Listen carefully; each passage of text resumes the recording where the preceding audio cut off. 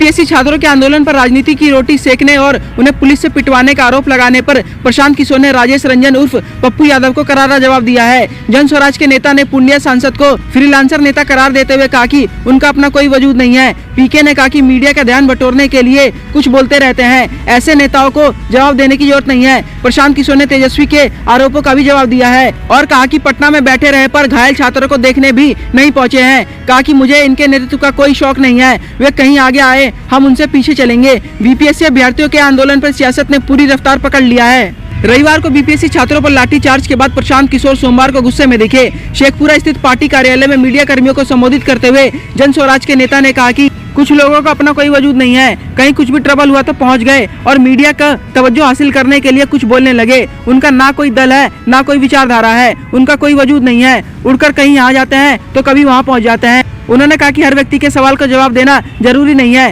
पीके ने पप्पू यादव को फ्रीलांसर नेता बताया है।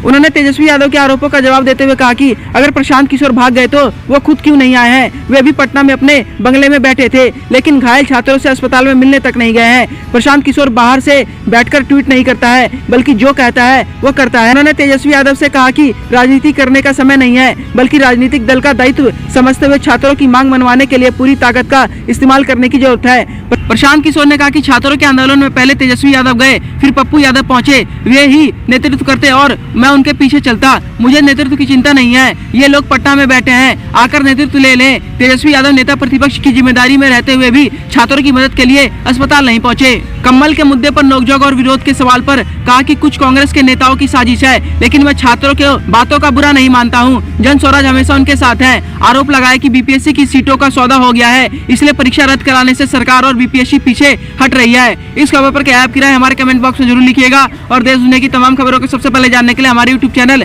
सिडेंस को सब्सक्राइब करें और बेल आइकन बटन को प्रेस करना बिल्कुल ना भूलें। धन्यवाद।